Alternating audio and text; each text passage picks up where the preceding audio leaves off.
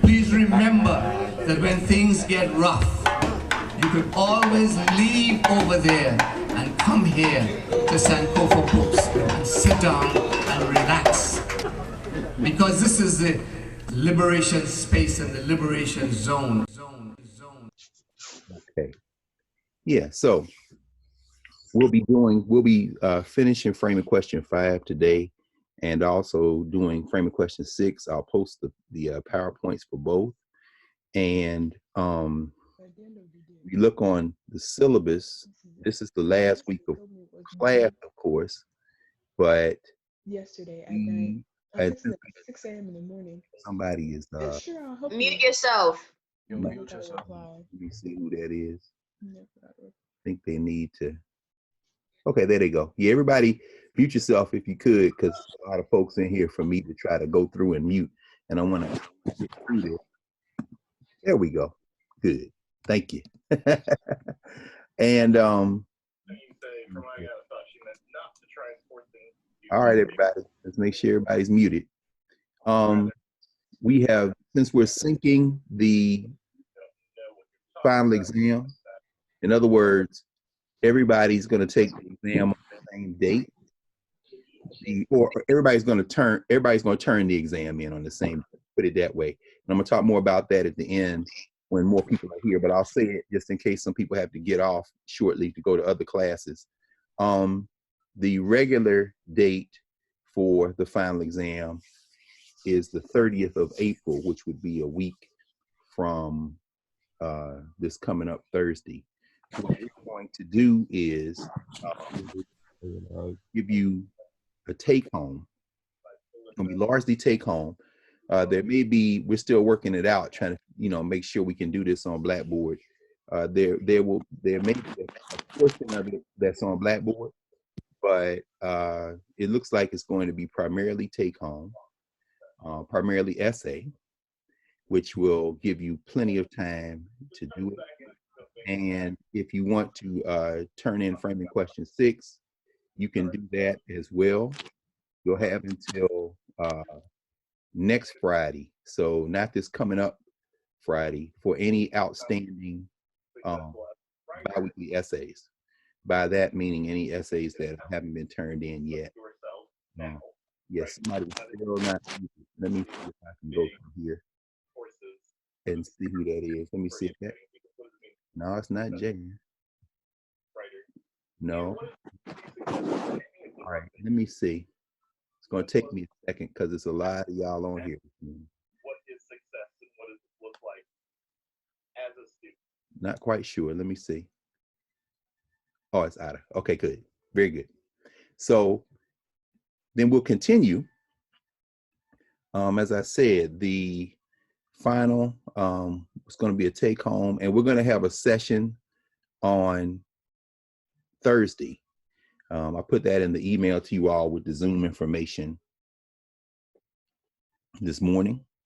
So we're going to have a review session on Thursday, same time slot, and I'll record that as well and have that posted, and we'll tell y'all where that's going to be, so that you can follow along with that. I'm going to repeat this at the end, and it will be posted, so you'll be able to follow it as well. But let's get right to framing question 5, so I can finish that up. Also address 6. As I said, the PowerPoints will be posted, and I've also done some draft text. I've been editing it to keep it short on both framing questions 5 and 6, so that you all will have that available, so that if you want to do more citations and you don't have all your texts with you, we understand, we've been fielding these calls and having a lot of meetings just about every day. And we know a lot of folks, their books are on campus because you're up there in spring break, weren't able to come back and get them. And a lot of materials are scattered everywhere. So with that in mind, I have put together some small draft texts, some small kind of discussions, written discussions of framing questions 5 and 6, and I'll be posting those as well. So you'll have everything you need. And as I said, the final exam will be mostly essay, and you'll have those as resources as well. So, and we'll talk more about this on Thursday when we do do our review, which will be a review of everything we've covered since the midterm, but I also refer to some things before the midterm that will enable you to have everything you need to comfortably be successful. You know, we want everybody to get a top grade. So that in mind. Let me share my screen so we can go right to framing question 5. And then I'm going to go to framing question 6. Let me see here just briefly. Let's see here.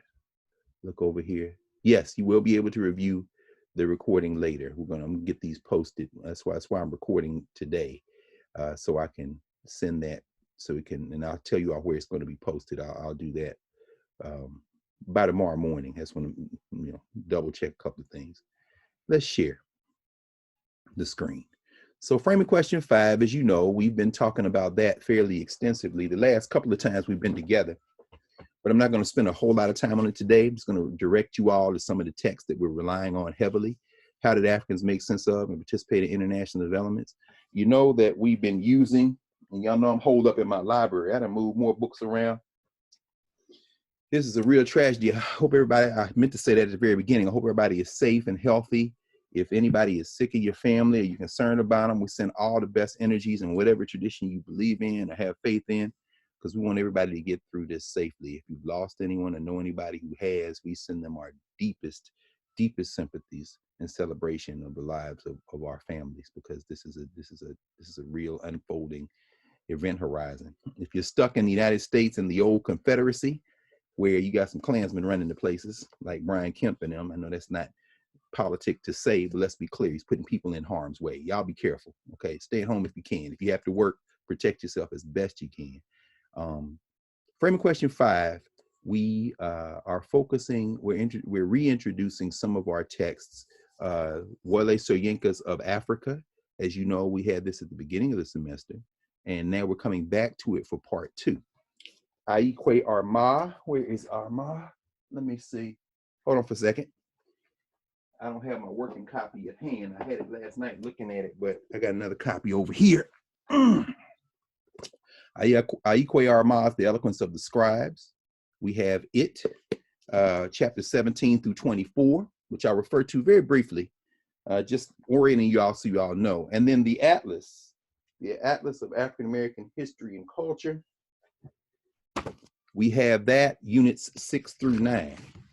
Unit 6, this kind of gives us our time space frame. Unit 6 in the Atlas is entitled Reconstruction, the West and the Black Struggle Against Colonialism and American Racism. It begins with map 74, the Freedmen's Bureau and Blacks during Reconstruction, 1865, and it takes us through the populist movement, Blacks and the Farmers' Revolt, through 1898. Remember, at framing question 5, by framing question 5, we're now into really the kind of long 20th century, the American century, things we've talked about previously. So we really not spend a whole lot of time in we didn't spend a lot of time in unit 6, but it takes us through unit 9, African Americans during the Cold War and the Civil Rights Movement, which takes us right up through 1945 to 65. That 20-year period, 1945 to 1965, that's when you basically see the foundation kind of gel for the world we live in now. Meaning that prior to 1945, you've got Western Eurasia, what we refer to as Europe generally, in continuing in battles with itself and wars with itself. They've been fighting one way or another for centuries by this point. All that period of colonialism in the Western Hemisphere was also a period where you see these European, quote unquote, nation states emerge and fight each other. Cedric Robinson, in another book he wrote called Black Marxism, looking at it over there on the shelf, he talks about how how Europe kind of emerges in this constant battle. And what we call the American Revolution, the so-called war between the British colonies and Great Britain, that's taking place at the same time Great Britain is fighting or threatening to fight with France and other European. All right, everybody. But at any rate, not to get too deep into that, by 1945, those battles between European nation states have kind of resulted in a couple of conflagrations that have drawn people from most places in the world in, either directly or indirectly. And we know them, of course, as World War One, where Germany is the primary protagonist. Remember, Germany, as we've seen in Framing Questions 4 and 5, now 5, Germany has basically tried to bogart its way into a kind of a world position, world power position, in part by not only battling other European nation states in Europe, but also trying to expand their influence in the colonial spheres, chiefly Africa. You see that Namibia, German Southwest Africa, Cameroon, other places. But the German conflict against other European nation states really blows up by so-called World War One. And then we see a rematch of sorts that also draws in part of the Pacific Rim, Japan, China, Korea, others, in what we now call World War II. And by the end of World War II, Germany has been beaten back, has been subdued. We usually see that narrated in places like the United States as the war against fascism. But we also see kind of quasi-European state formations like the Union of Soviet Socialist Republics, which isn't all Asian, isn't all Europeans, kind of a mix of peoples that comes together. We typically narrate that political philosophy of communism. But what we do see, however, is that by the end of World War II, the kind of foundation for the world that we all were born into has kind of been set. So by the time you get to the end of Unit 9, rather, in the Atlas, you get to this question of these international developments that Africans, wherever we find ourselves, are trying to make sense of, and because we are living in this world, participating in, either consciously or unconsciously, but certainly we're moving against and moving with and trying to resist those forces which oppress us wherever we find ourselves. And that's really our interest in this conversation. Let's keep going. And I mentioned, y'all, we talked about this, how people name things for themselves in this world. That's from New York. Dr. John Henry Clark Place, I mentioned to you all. I was actually up there for a reparations conference where I was at West 137. That Clark was one of my Jegnas, one of my teachers. But I took that picture in part because I just happened to be there at the corner on my way to Big Bethel AME Zion Church, which was the church that was pastored by Ben Robeson. Ben Robeson was the brother of Paul Robeson, Paul Leroy Robeson. And I mentioned that because we were at that church that night for a reparations conference. So Africans from the Caribbean, from Africa, from all over the United States were meeting to continue to advance the work of reparations. This was about 5 years ago, 4 or 5 years ago. Continuing that picture again, as I told you all before, I'm just using street names to make a point about international developments. This, of course, is at the corner of Steve Biko and Madiba Streets in Tshwane, which the continental Africans of South Africa refer to the capital city of South Africa. Many of them refer to it as Tshwane, but the name that we know it by, primarily European name, is Pretoria. Just like you see Vermeulen Street and Beatrix Street there on those street signs below Madiba and Steve Biko, they've been crossed out in red because those used to be the names of the streets when the Afrikaners were in power in South Africa. Madiba Street is actually the street that the South African presidential, I guess, palace, you might want to call it, the seat of government, is on, but they renamed it Madiba Street. And the reason I, put that picture there is to emphasize the fact that while the South Africans have taken self-naming as a very important step, again, emphasizing something that Soyinka talks about in Of Africa, this idea of seizing the power to name oneself and to remember, to put together, to use Ngugi wa Thiong'o's phrase, while they have done that, as you see, even renaming the streets, something that seems simple. But Madiba, of course, is Nelson Mandela's clan name, his family name, kind of name of endearment. Steve Biko, of course, very important revolutionary in South African history and culture, world history and culture. The subject, in many ways, of chapter 4 of Something Torn and New, of Ngugi wa Thiong'o's book that we read. While they've done that, they left those signs up as well so that future generations would know that they had to do that. Because one of the things about memory is not just connecting to the memory of a group that has been oppressed, but also connecting to the circumstances that under which that group's memory was dismembered. Because if you forget the circumstances, it might be easier for those circumstances to repeat themselves. So, and one other thing I'll say about these two pictures together, a great deal of the movement of Africans outside of Africa, the African liberation movements, like John Henrik Clarke, that is John Henrik Clarke, who was born in Alabama, but who spent time in Ghana, who traveled the world, who was a very important thinker along the lines of African global solidarity and reconstructing African memory.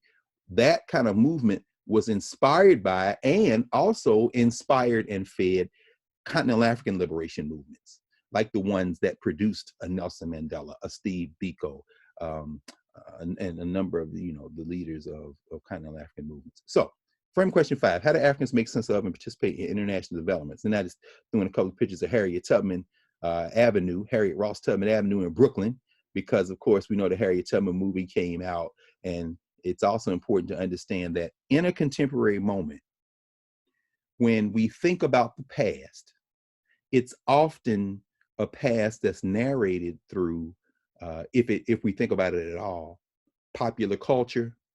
It's often narrated through very short-term memory and the kind of what's going on in the current moment.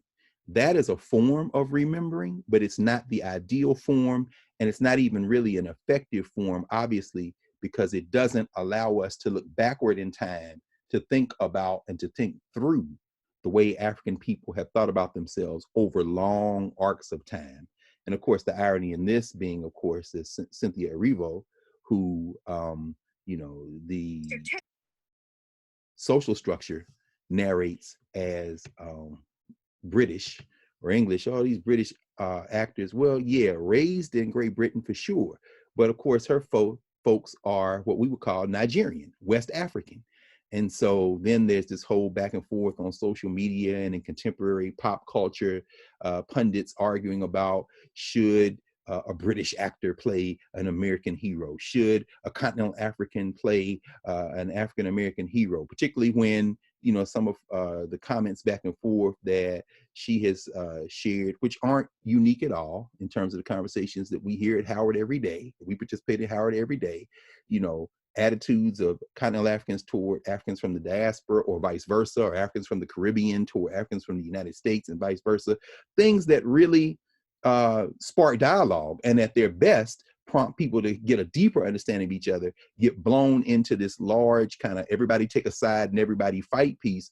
And that is a part of how Africans make sense of and participate in international developments, but it isn't the fundamental kind of theme of Africans participating in international development when they're dealing with each other, because ultimately those things have generally spoken, particularly when we talk about Black movements in America, and we'll bring Cedric Robinson into this conversation for a moment. These aren't the type of conversations that have been at the center of Black movements, not only in America, but in the world, because those movements have generally been solidarity movements. How do people work together? How do these conversations push international developments in a way that aid the liberation struggles of African people? So let's keep going very quickly from your syllabus.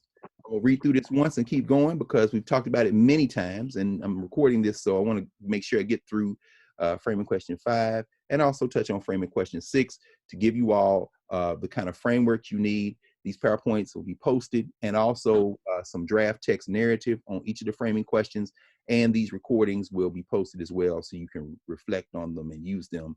And again, for those who joined us a little bit after we started at the very beginning, you will have until the date we were to have the in-class exam, April 30th, to turn these, actually I'll give you all till Friday, which will be May the 1st, to submit framing questions 5 and 6 for Blackboard. So, and you have that the rest of this week. And the exam we'll talk about a little bit again at the end, but it will be primarily essay. You'll be submitting that through Blackboard, and if there is a online component through Blackboard, we'll figure out and talk about that between now and Thursday. Ms. Carter and I And on Thursday, we're going to have a review. I'm going to send you a review sheet like I always do for the midterm and for the final. And then we'll record that session as well. So if you can't do that on Thursday, during the same time frame we're doing this now, you'll have that as well. So the abstract. The long 20th century gave rise to both the American century, 1945 to 2001. I will pause one time to say that is there to emphasize the fact that in the wake of World War I and World War II, so-called World War I and II, you see the United States emerge as a global power. They would argue, the United States, that they were the global power, even in this so-called Cold War between the United States and the Soviet Union, in part on and off with China, so forth and so on. But that's what you might call the American century. It's not 100 years. It's not a literal century, but it is the part of the so-called 20th century where you see the American nation state at its kind of strongest in terms of global influence. So the long 20th century gave rise to both the American century and the emergence of anti-imperialism as powerful anti-Western movements. And by anti-Western, I mean anti-oppression, anti-Western oppression movements. African struggles for civil and human rights in the United States affected and were affected by US foreign policy in the wake of these developments, which also saw the expression of Pan-Africanism. That sentence basically means that when you're struggling for your human rights in the context of a very specific country or nation state, that's usually called a civil rights struggle. So the idea of equality, I think we overuse the word equality, but if you have an amount, somebody is still, y'all mute yourselves, everybody to miss this. Hold on, let me go over here and make sure everybody is, oh well, mute yourselves. So, oh yeah, somebody moving around. Hold on for a second. There we go. Very good.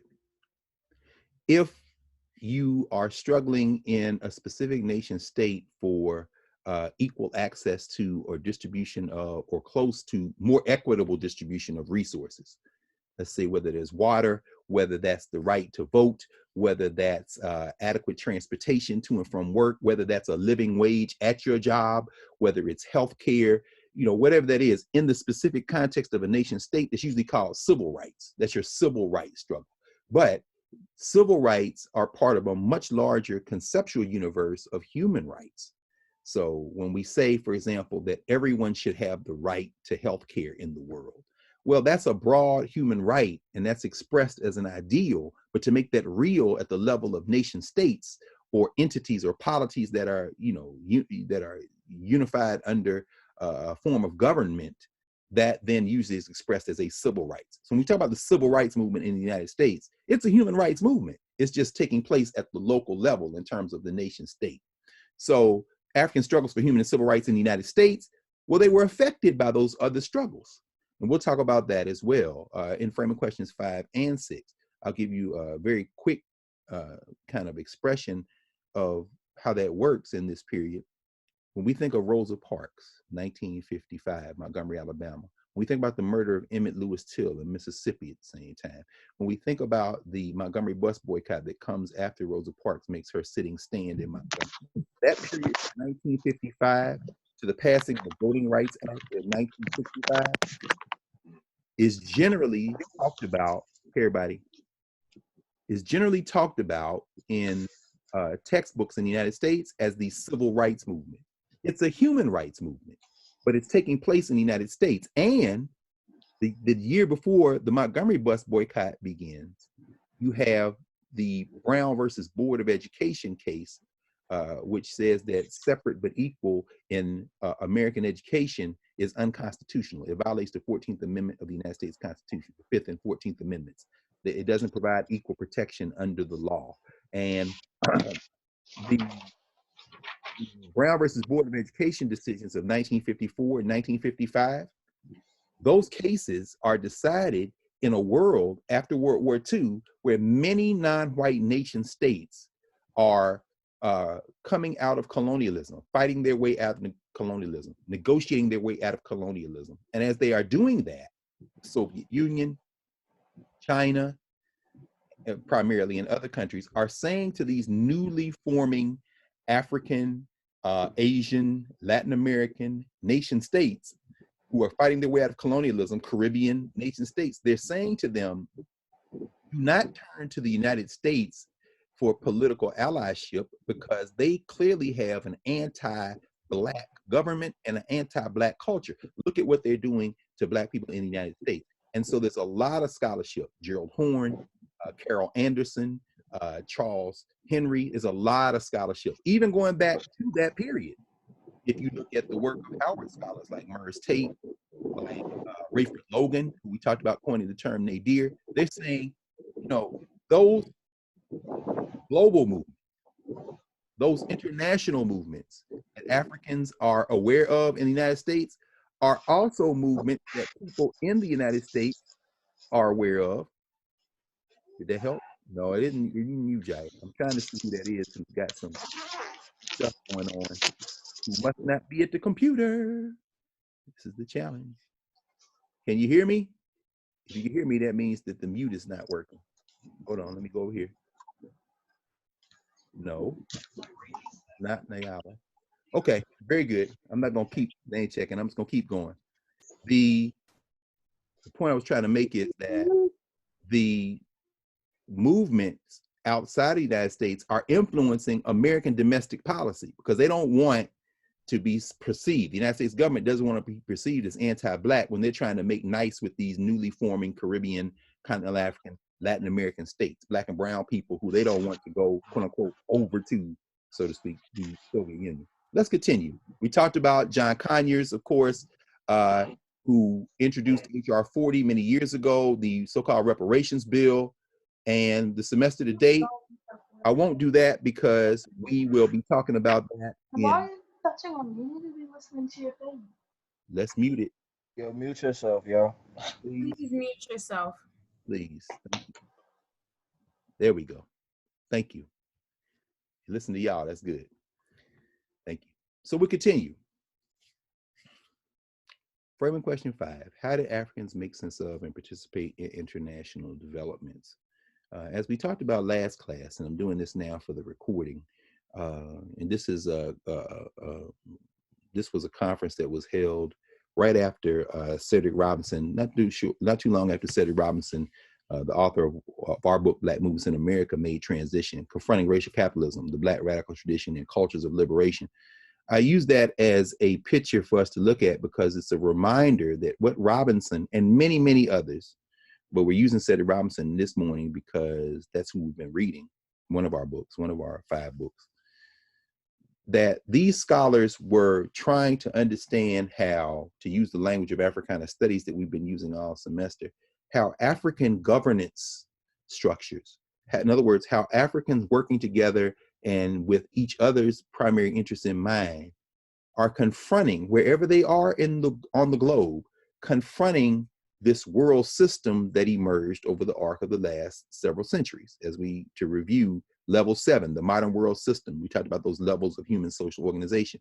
How are they confronting these emerging world system social structures?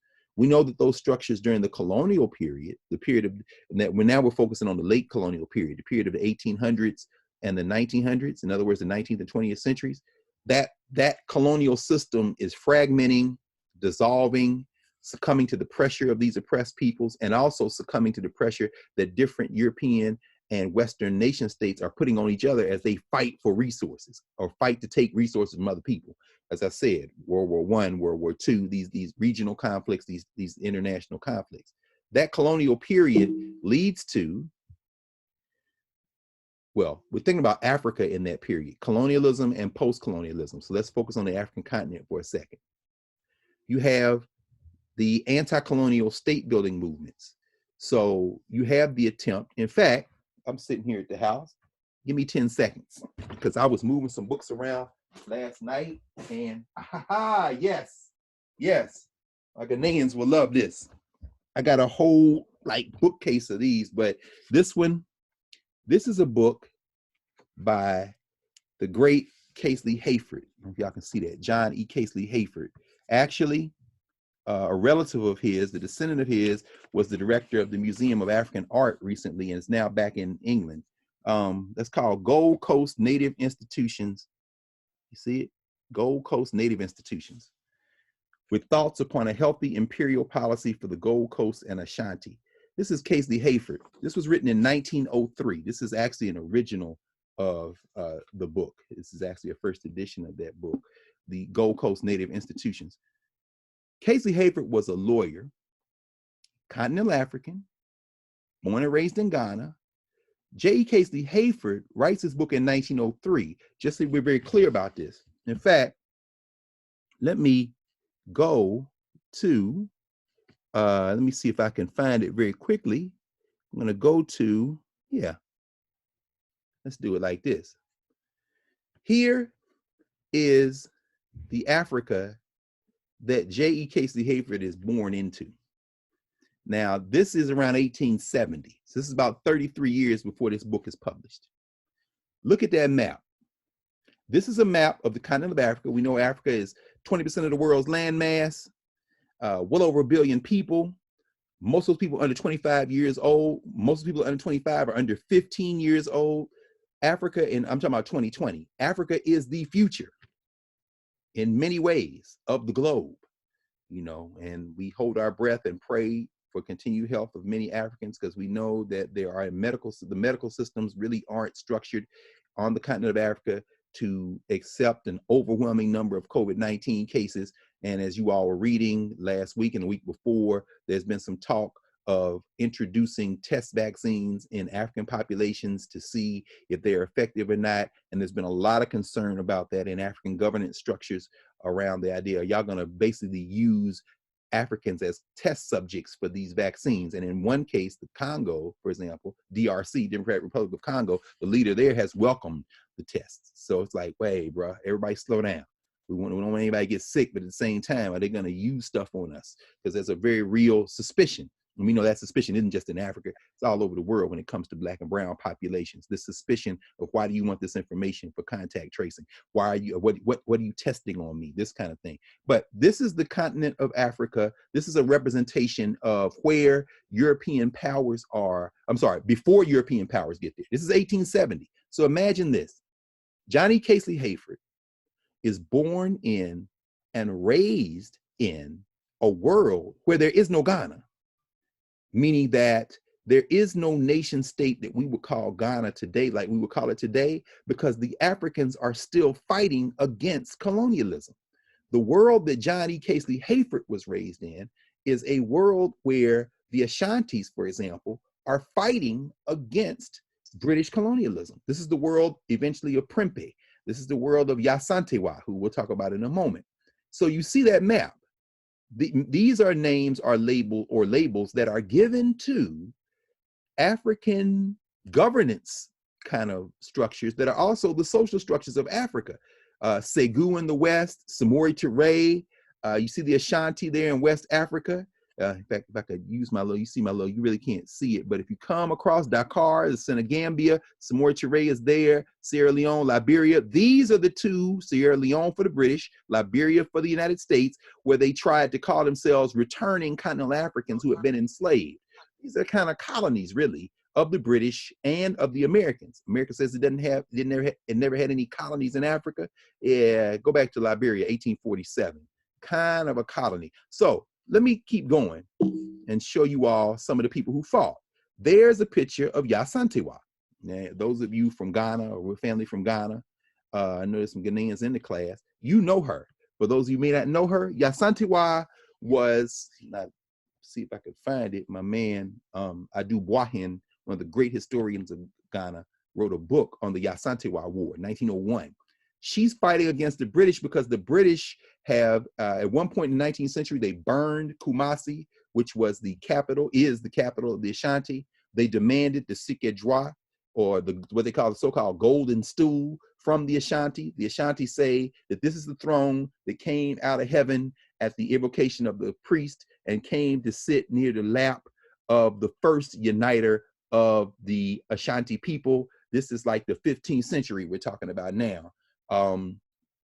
A man named Osei Tutu. In fact, the current king of the Ashantis is Osei Tutu II. He's the first person to take that name after the founder of the Ashantis. But Yasantewa rises as a queen mother. Ajiso, I think, is her hometown. And she was like, if you brothers ain't gonna fight the Ashanti, give me the rifle. We will fight. And the nation unifies against the British in the Yasante War of 1901. That's only 2 years before J.E. Casey Hayford, who is one of the first waves of Africans who is sent by the Africans to study in these British colonial schools, ends up writing a book, which I'll talk about in a second, about how to basically try to engage in a liberation struggle, although he wouldn't call it that. So, in other words, he's raised in a world where there isn't a Ghana. They're still fighting. There's Samori Touré. This is a Samori Touré of Guinea. You see Samori State. If we follow that arrow just directly across where his face is to West Africa, where it's now here, he was fighting against the French, Samori Touré. There is a brother who, Muhammad Ahmad, they call him the Mahdi. The Mahdi was fighting in what we would now call the Sudan. Let's follow the arrow here, go at the top of his turban and come across the arrow.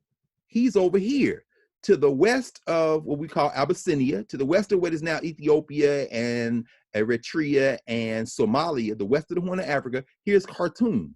Khartoum is the capital of now what we would call Sudan, and there's also South Sudan, Darfur, Kordofan, going near the equator. And you see, this is where they're fighting against the French, then the British, and Kitchener at Khartoum. The British are fighting against this guy right here. Now, let me bring that very quickly to today, just as an interesting aside. There was a guy who fought in the movement of Muhammad Ahmad, who was known as the Mahdi. That movement, that anti-colonial movement, they call that the Mahdist movement, M-A-H-D-I-S-T. There's a guy in the Mahdist movement, Fekir, I think was his last name, Bukhar Fekir, if I'm not mistaken. His granddaughter is a presenter for the British Broadcasting Corporation, the BBC. And they just released a multi-episode, it's like 13, 14 episodes, History of Africa, that's actually excellent. If y'all go on YouTube, you can watch the whole thing. A man who fought in the anti-colonial movement of the 1880s, 1890s, ended up being a brother who started the first formal school system under British colonialism for women in the Sudan. His granddaughter becomes a presenter for the BBC, and she's the one who is doing the History of Africa right now. It's just been released in the last 3 weeks. It started coming online on April. If y'all watch her going through Africa, she goes through the entire continent. And in fact, she spends some time in Ghana with the former First Lady of Ghana, Rollins, talking about Yasantewa, which is crazy because that just shows you how short a time period this period of colonialism was. So I'm just showing y'all some pictures to give you a sense of Africans who are fighting against colonialism, and how this fight then, even though here's Shaka. Shaka is older than all these people. He's an ancestor by the time they come along. Shaka, of course, we know from Southern Africa, and we also know from Kwei Armah, when he writes in the earlier, before the midterm, we read that chapter 10, Mofolo's Search, which is about the Zulu Empire and memory, how they constructed basically an ethnic group, the Zulu. And through that narrative, even to this day, as we would say, the name Shaka is a name we're familiar with. We might not know a lot of the history, but we at least know the name. And that's because of a deliberate exercise in political memory. In other words, weaponizing memory for this idea of African resistance. Again, just giving you different people from the different regions of Africa to give you a sense. And of course, older than all of them, we'll end with the oldest of them. This is Nzinga. Nzinga is from what we would call, following her eyes across, hit this region, West Central Africa, near Southern Africa, what we call Angola, or the Angolas. A lot of these Africans in this region end up across the ocean in Brazil. So Nzinga, of course, very famously in the 17th century, the 1600s, mid 1600s, her fight against the Portuguese, she ends up saying at a very key moment that any African who makes it into territory we control, you're free. There's gonna be no slavery here. We're trying to keep this place free. she had to battle all kind of battles because she was a woman, questions about her, how she inherited the throne, how she consolidated the groups to fight. But one thing is clear. She is a person who is resisting colonialism. Let me pause here, because framing question 5 is, how did Africans make sense of and participate in international developments? And the time frame we have for framing question 5 is really the so-called American century, after World War II, which means after all these people had done what they did. But I will pause here to say that one of the ways that Africans have made sense of and participated in international developments for African liberation, and many people, y'all already know this, but then there may be some people who don't. A small thing, it seems like, but even though it's small, it has some power even in terms of symbolism. There are many Africans who are named after these people. That just some of the people on this slide right here who weren't born in Africa, but who are named for these people because they're very famous. A lot of people named Nzinga because of her. Brothers named Shaka because of him. Muhammad Ahmad, of course, his name is Muhammad for the Prophet Muhammad, but it's the spread of Islam, particularly in the diaspora, the African diaspora. A lot of it has to do with identifying with a way of knowing that is, in the minds of the people who adopt it, anti-white supremacist, anti-colonial. A lot of Muslims in the United States adopt, if they didn't come here as Muslims, or if their families weren't Muslims when they immigrated, these are Africans born in the United States who adopted Islam in some ways as a form of resistance, like Malcolm and many others. And of course, Muhammad, the founder of the Nation of Islam, W.D. Fard, or Farad Muhammad, the man who built the Nation of Islam, who brought Malcolm X into the Nation of Islam, the Honorable Elijah Muhammad. Again, the name Muhammad. This is Muhammad Ahmad. Samori, a lot of people named Samori, not just for Samori Touré, but Samori is a very famous name in West Africa. And the sister at the top, Ya Santiwa, I know a lot of Ya Santiwas. One of my very good advisors is named Ya, and my own niece, my blood niece, my brother's oldest daughter is named Jumoke Ya Santiwa, because Ya Santiwa is a name that is very much revered. The next wave of names that come as a form of Africans trying to recover memory in the diaspora, a lot of those names I refer to sometimes as Kwanzaa names, a lot of Imanis, a lot of Nias. You know, those names come out of Kwanzaa, this notion of a way of knowing Africans create. How did or do Africans make sense of and participate in international developments? In fact, those so-called Kwanzaa names, or Nguzo Saba names, 7 principles names, those names, like Kwanzaa, come out of an attempt to create a way of knowing, a set of rituals, a kind of movement in memory, if you will, really, or cultural meaning making, ways of creating these kind of ways of narrating Black collectivity that reach back to Africa for inspiration. And Kwanzaa, Kiswahili for first fruits, really is kind of like an attempt to create a ritual of celebration at the end of a cycle of labor, because it's generally associated, Kwanzaa, the name, with harvest time. But it's put in December because that's a time when people generally are at home in this changed world. We don't even know what that means, but it's not a Black Christmas, because that's a way of narrating it in the social structure. In the governance structure, it's an attempt to reach back for rituals and then combine them into a new ritual. So people say Kwanzaa is a made-up holiday. The answer, of course, is every holiday is a made-up holiday. And so in this case, it's deliberately constructed around different pieces of African memory. And the names of the days, Imani and Nia and Kuumba, you often see some of those names used as names for people once they find out what those names mean. There's no accident a lot of women name Imani now, because Imani means faith. Nia means purpose. We see that a lot. So how did Africans make sense of participate in international developments? So let me finish with Casey Hayford, since I brought him up. By the time Ya Santiwa and them fight the Ya Santiwa War, remember, one of the things the British wanted was the Sikejwa, the golden stool, the symbol of Asante leadership. They never got the Sikejwa. In fact, if you look at that BBC Africa series, when the sister is in West Africa, she actually goes to Kumasi and she talks about the Sikejwa, and you see a picture of it. Nobody is allowed to sit on the Sikejwa. The Asantehene, the king doesn't sit on it. The queen mothers who pick the king, in other words, in that system, the women pick who the king gonna be. They don't get to sit on it. And the British fought 7 wars, the last being the Ashanti War with Yasantiwa, and they never gave up the Sikejwa. They never took the golden stool to the British Museum or anywhere else they were going to take it to try to dethrone and take the heart out of the Ashantis. And while all that's going on, this brother is born and raised, and then when he gets to be of age, he writes a book where he talks about the fact that we had systems before y'all came. And even though now you are the colonial power in the region, we think you need to let us continue to have our indigenous systems. And if you can't do that, then we're going to have problems.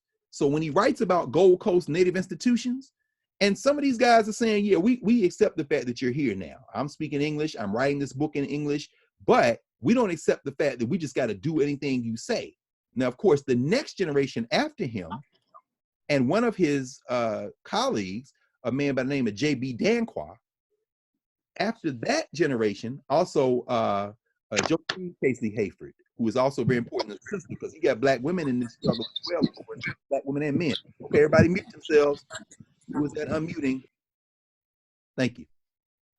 The next generation after the Casely Hayfords, after J.B. Danquah and them, the next generation is the generation of those who were trained by these cats. And that is the generation of Francis Nkrumah, his so-called Christian name, his social structure name. We know, of course, that his name from his indigenous culture, Kwame, which is a day name, a birth name in Ghana, among the Akan people, among the tree speakers. He's Ga. The Kwame Nkrumah, of course, becomes the first prime minister of independent Ghana. I was looking for his big book, Revolutionary Path. I was just looking at it the other day. Anyway, so basically 3 generations. How are Africans outside of Africa making sense of these liberation struggles and the creation of these new nation states? I'll give you one very quick example. When Kwame Nkrumah becomes prime minister of Ghana in 1957, he invites Africans from all over the diaspora to move back to Ghana. One of the people that moves back to Ghana is, moves to Ghana, 2 of the people, W.E.B. Du Bois, Shirley Graham Du Bois.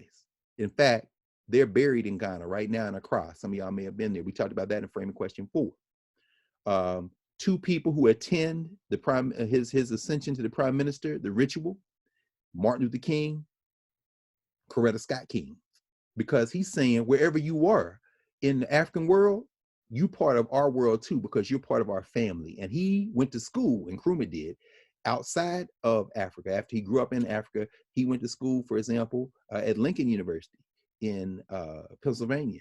And in fact, I think if I can see it, I'm gonna go get it. Give me another 10 seconds. Wow, I get to be at home and y'all get to see some of these books. I mean, some of the books that we're talking about in class, I don't gotta wait. I can bring. This is an issue of an old beat up issue of the American Scholar. If you can see, this is an essay by David Levering Lewis entitled Ghana, 1963. David Levering Lewis is a famous historian, very important African-American historian. Once he used to teach at Howard many years ago. He writes in this article about being a young scholar, September 1963, an African from the United States, an African-American who goes to Ghana in 1963, and he's not there by himself. Guess who's there with him? Guess who are the African-Americans? You've got Maya Angelou, who goes over there. While they're over there, Malcolm X comes through to see Shirley Graham Du Bois. He's in Nigeria, Malcolm. He's in Ghana. He has met with the West African Student Union. So in other words, Africans are making sense of and participating in international developments outside of Africa.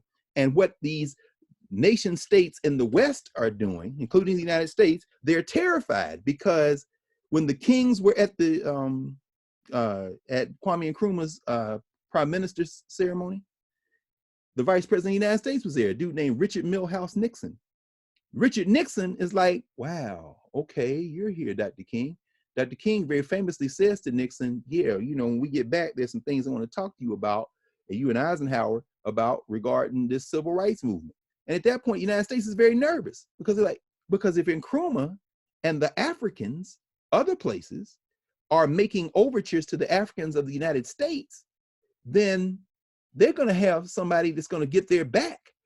And so this, we need to really kind of reassess how we're treating Black people in the United States, particularly in the South.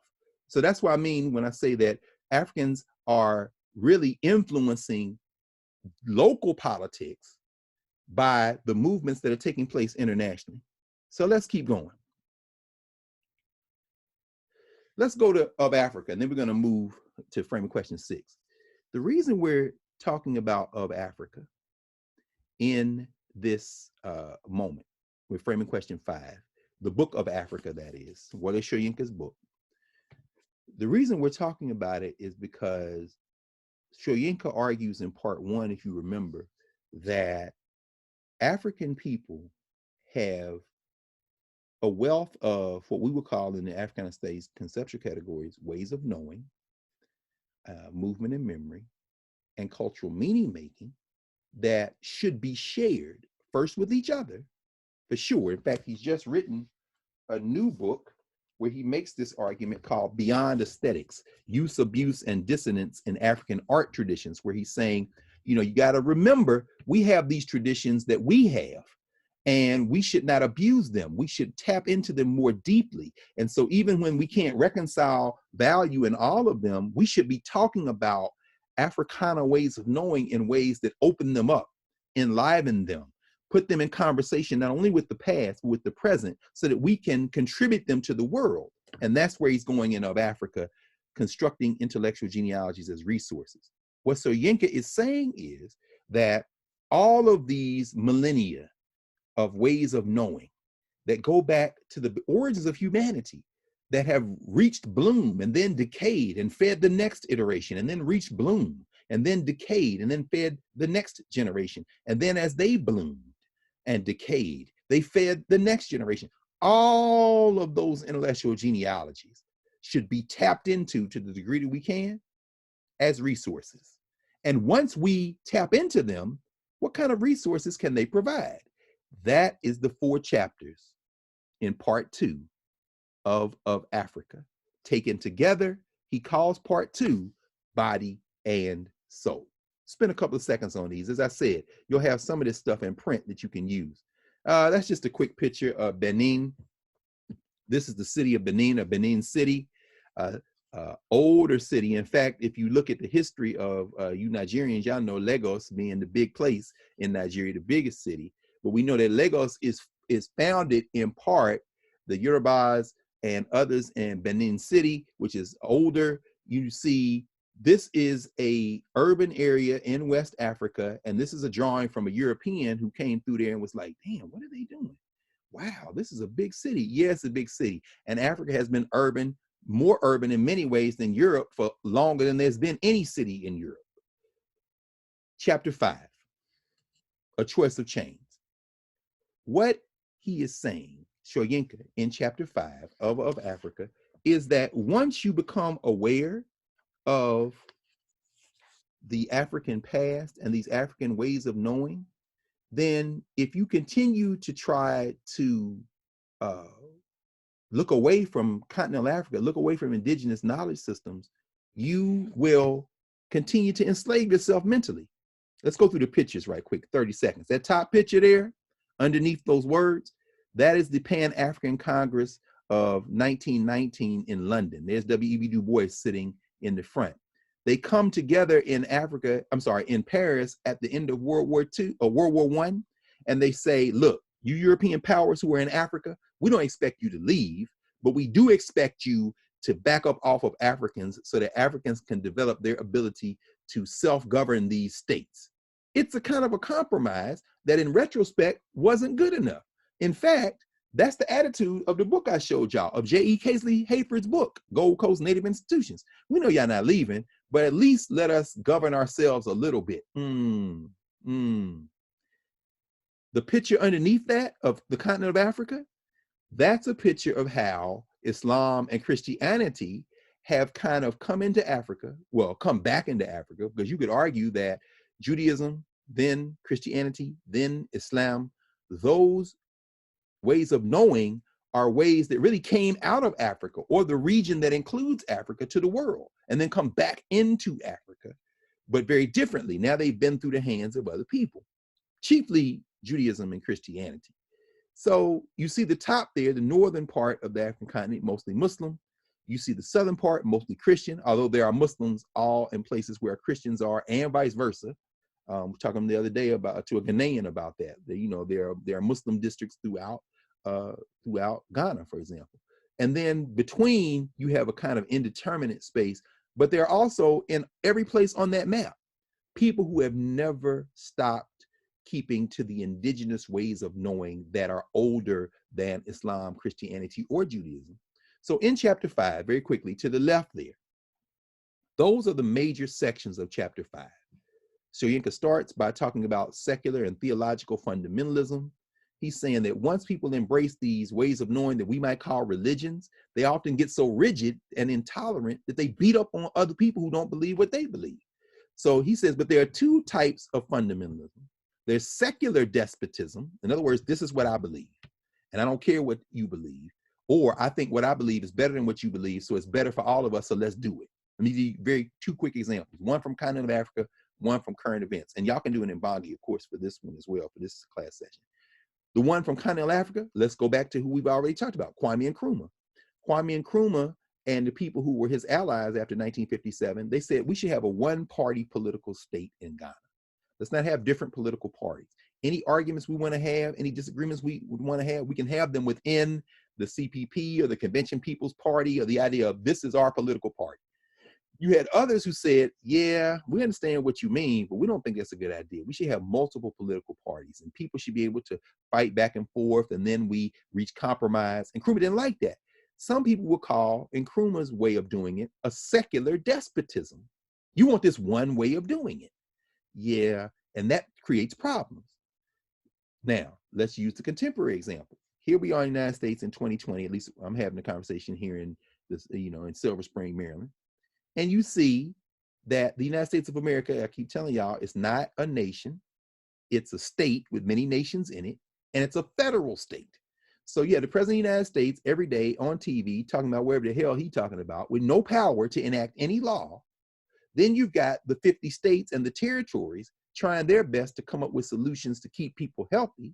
And some of these states, the governors of those states are in more political alignment with the president of the United States. So in Georgia, in South Carolina, in Florida, these three governors in states that are part of the former Confederacy have announced in the last day or two that they're going to, quote unquote, reopen their economies.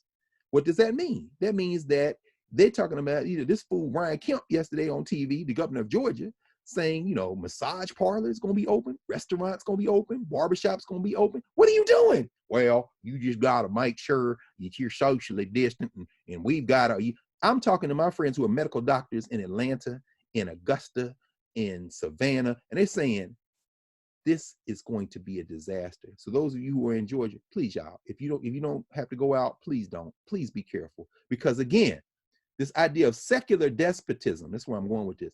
When Soyinka says secular despotism, it means that you have political figures or ideologues who are saying, I know best for everybody, this is the way it's going to be. And if they are in a position to enact or to enforce their beliefs through the political system, like a governor in Georgia or South Carolina or Florida, they can endanger people by saying, this is the only way we're going to do it. Now, theological absolutism, Soyinka in this book is saying you have other kind of people who are saying, this is what I believe, and I'm going to enforce my beliefs not only on myself, but on you. Theological absolutism could be Muslim extremism, like we see the jihadists, we see Al-Qaeda. It could be Christian extremists, like the Ku Klux Klan. Some of these people, frankly, who are protesting at the state capitals for their right to be sick and get everybody else sick. There's a theological absolutism in it. Anytime you see somebody saying, God told me to do it and told me to do it for you too, there's an absolutism there. They're not going back and forth. And so what Soyinka is saying in chapter 5 is that secular and theological fundamentalism can be a choice of chains that can bind people and take them away. You take them away from the possibility of working together. Remember, framing question 5, how did Africans make sense of and participate in international developments? Some of it is ideological. I believe what you believe, so let's all move together. Number 2 of 4, the availability of antecedent African traditions. So Soyinka is saying, before you jump into something that just came on the scene in the last 100 years or 50 years or 200 years, understand that you've got other traditions that came before this. Thought systems, worldviews. Give you an example. When you see Africana spiritual traditions, let's look at West Africa. Let's just look at what we would call Nigeria for a moment, the Odu Ifa, right? The idea of the sacred traditions of collectively, although it's a huge group with 50 million people almost, but the Yoruba people. The idea of Odu Ifa, the idea of a thought or belief or faith or ways of knowing system that guides the way you should move through the world. We're going to see that again in a minute because Soyinka is Yoruba. That's why he writes about it in part. That thought system, that worldview, set of worldviews is now all over the world. So you find people who subscribe to that way of knowing in Cuba. They've changed it. So you might call it Santeria, you might call it Macumba. You find people who subscribe to elements of that thought system in Brazil. They've changed it. So you might refer to it as Candomblé. You find people in the United States, some people probably in this call, who are very familiar with those traditions. You find them in New York and DC and Atlanta and LA, San Francisco. You find them all over the United States. Some people might call it Orisha devotion. In fact, I got a number of books on it, but I won't go over there and get it. There's a book called Orisha Devotion that talks about how these faith traditions, these ways of knowing, these thought systems and worldviews have spread around the world. In the United States, and I'll keep moving to the third section in terms of antecedent African traditions and how Africans make sense of and participate in how they spread all over the world. In the United States, you see a flowering of this in the 1960s. You see a lot of people, Olatunji Village, for example, in South Carolina. Those are Africans born in the United States who decided to like recreate a kind of African governance structure there in South Carolina, whole village. You go to Brooklyn, you go to Harlem, you're going to find what they call houses or iles, different houses of Africans and others who are devoted to Orisha devotion, what you might call, let me say Orisha worship, but those are kind of systems. And Soyinka is saying, yeah, you have those systems. You can tap into them, and they aren't just for Black people. They are Black people's contribution to the world. The third of the 4, he says the impetus for considering African emancipation. Here's where the thing, careful.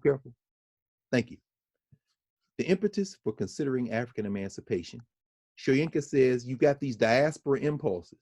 Remember when I said that the continental Africans who engage in the African liberation struggles of the 1930s, 40s, 50s, 60s looked in many ways for inspiration, the Africans of the diaspora. That is the point that Soyinka is making in the impetus for considering African emancipation. He said, these are diaspora impulses. So again, looking to your right, that top picture, most of the Africans in this picture are Africans from the diaspora. Du Bois, born and raised in Massachusetts, went to school at Fisk, then Harvard. He traveled the world. He's buried in Ghana, but he wasn't born in Africa. Okay, who needs to mute? Somebody needs to mute. Thank you. The thoughts, careful. The diaspora impulses start with these, well, it doesn't start with, but it includes these Pan-African meetings and intellectuals. The first Pan-African conference was 1900, the year 1900. The place was Manchester, England. The guy who put it together primarily, a man by the name of Henry Sylvester Williams. H. Sylvester Williams was a Trinidadian lawyer who had spent time in South Africa, spent time in England. He said, we need to have a meeting to talk about the liberation of Africa. That was the Pan-African Conference, C-O-N-F-E-R-E-N-C-E, Conference. 20 years later, almost 20 years later, 1919, the picture you see there, W.E.B. Du Bois, who was present for the first Pan-African Conference, he calls together with his friends the first Pan-African Congress, C-O-N-G-R-E-S-S. That's him there. And you have women and men from all over the African diaspora who have these meetings. Before they're over, they're going to be no less than 6 Pan-African Congresses. The 6th Pan-African Congress took place in 1974. It was the first one they ever had in Africa. It was in Dar es Salaam in Tanzania. And many Africans from outside of Africa attended, including a number of Africans who ended up teaching at Howard University, a number of Africans like Amiri Baraka and others from the United States. But it also included, by then, a number of continental Africans, including the host of the 6th Pan-African Congress, brother by the name of Julius Nyerere, who was the Prime Minister of Tanzania. But you got Africans like C.L.R. James from Trinidad. You got Africans from all over the world who come there. Between the first Pan-African Congress in 1919, between the first Pan-African Conference in 1900, and the 6th Pan-African Congress in 1974, you got 4 other meetings like that take place, including the 5th Pan-African Congress. The 5th Pan-African Congress took place in England as well. At the 5th Pan-African Congress, that's when you finally see continental Africans who are very young, most of them, Kwame Nkrumah, Jomo Kenyatta, some of these cats who are going to go back to Africa and become the first prime ministers of their countries, are going to lead independence movements. Many of them are students or in exile outside of Africa. They come to this 5th Pan-African Congress in Manchester, England. I'm sorry, the first Pan-African Conference was in London. The 5th Pan-African Congress was in Manchester, England. And Du Bois was there. Not only was Du Bois there, Marcus Garvey was dead by then. He passed away in 1940. But his first wife, Amy Ashwood Garvey, also co-convened the 5th Pan-African Congress. So you see Garveyism and Du Bois kind of make peace with each other. And going back now, we never really left, but going to where we are in the 3rd of the 4 parts of chapter 5, the impetus for considering African emancipation, what Soyinka is saying is that it was these diaspora impulses that fired the imagination of continental Africans to engage in this political struggle. And there are networks of post-colonial states and post-colonial actors, meaning that as they come out of colonialism, they strengthen themselves with networks of actors. In fact, I'm going to move to the 4th one, but before I do, I'll mention one final book. This is my man Hakeem Adi. This is his book, Pan-Africanism, A History. Very important book. Hakeem actually wrote this book. He came to DC at Sankofa and talked about it actually last year. He gives you the whole history in a very usable frame. So you can see there the sections of his book where he talks about it. Pan-Africanism and Garveyism, Du Bois and the Pan-African Congresses, Pan-Africanism and Communism, very famous and important writer named Malcolm Nurse. His pen name was George Padmore. He was in England. He did a lot of work around that. From internationalism noir to negritude. So there were sisters like the Nardal sisters in France that came up with books that wrote about and talked about this notion of Black internationalism, this whole notion. Remember now, these are Africans outside of Africa who are feeding into this notion of Pan-Africanism. From Ethiopia to Manchester. So now he's talking about, you see how, for example, Haile Selassie and them in Ethiopia are tapping into this Pan-Africanist notion. Haile Selassie, who was the emperor of Ethiopia, his father, Haile Selassie's father, his name was Ras Makonnen. Ras Makonnen is also a name that a brother adopted. Wow, I got that book around here too, but I won't look for it right now. Ras Makonnen wrote a book called Pan-Africanism from Within. He was a brother from the diaspora who used money that he raised at his restaurant and other ways to fund, in England, to fund Pan-African movements. And he wrote a book called Pan-Africanism from Within. But he took as his new name, the name of the emperor of Ethiopia's father, Haile Selassie, because Haile Selassie became a figure, not uncomplicated, not without problems, but a figure of international Pan-Africanism. And in fact, in Jamaica, the Bobo Shanti, the people there, the people who created this way of knowing we know as Rastafarianism, they literally took the name of Haile Selassie, Rastafari, which was his name. They took Haile Selassie's name and made it into the name of their way of knowing. So Bob Marley, all them cats, Rastas, Rastafari. That's the name of the emperor of Ethiopia, whose father, Ras Makonnen, had his name taken from another Pan-Africanist who came out of the Caribbean, who ended up in England. And then so Hakeem talks about Black Power, the road to a new African Union. We talked about the African Union last time we were together. So that's part 3. Part 4 of chapter 5. Part 4 of chapter 5, Soyinka talks about the languages of African retrieval. And that's where he's talking about Christian and political Islamic metaphors, or African spirituality, global and invisible religions. I already talked about this, but just to tie it all together so you're all very clear that I've been going through this chapter, I'm just giving you some highlights. This is the section where he talks more specifically about the fact that as Africans are attempting to connect to these ways of knowing, to connect to these intellectual genealogies, they're often using language that either came from outside, like Christian and political Islamic metaphors, or that are coming from those previous ways of knowing that I talked about, these African spirituality traditions. And you see there that picture, that last picture there at the bottom right, Orisha, Yoruba gods and spiritual identity in Africa and the diaspora, Toyin Falola's book. That's just another example. In fact, only because he was the former dean of the College of Arts and Sciences and one of my babas, very important, and I want y'all to know this man's name because this was his friend that did this book. His name's Shegun Badageshin.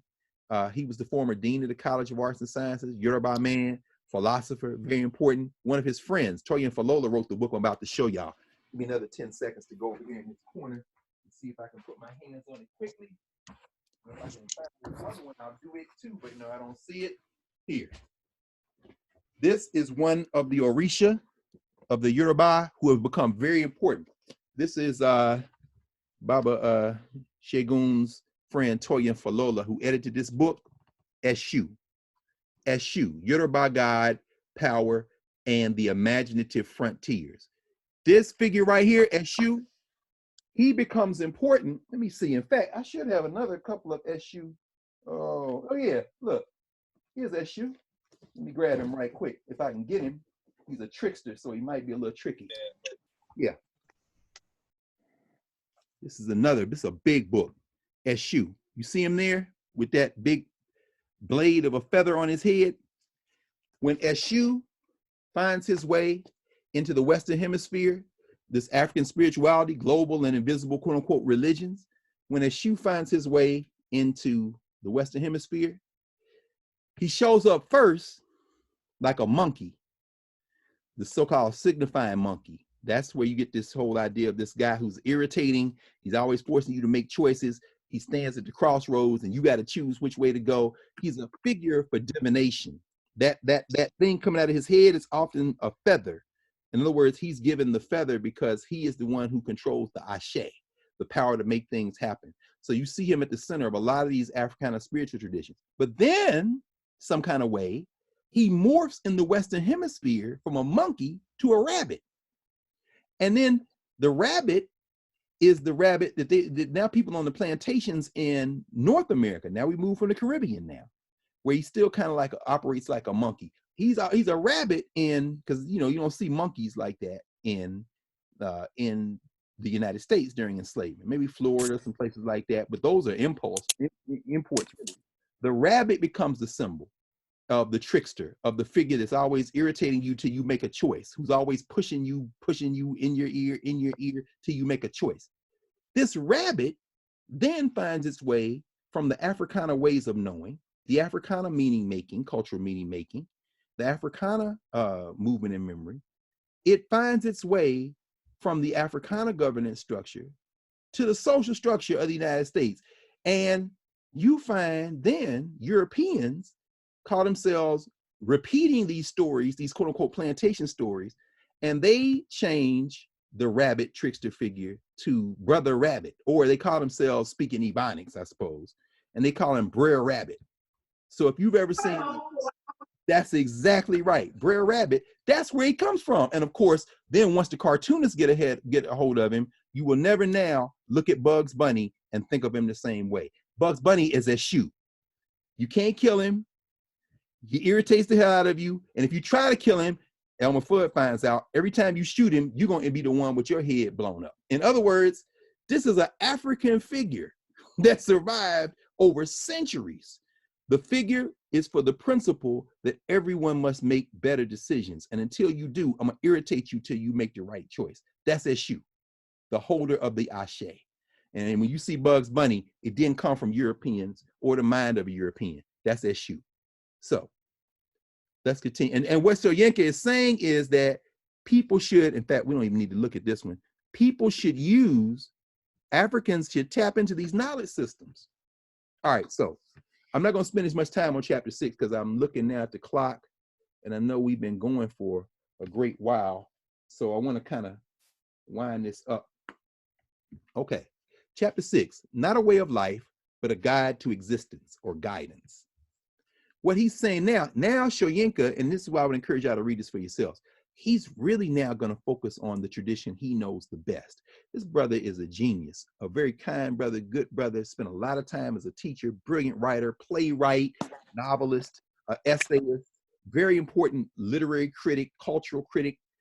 He's focusing now on one specific spiritual tradition that he came out of, the tradition that we were talking about earlier, Orisha devotion or Ifa, the idea of these Yoruba spiritual traditions. Again, framing question 5, how did do Africans make sense of and participate in international developments?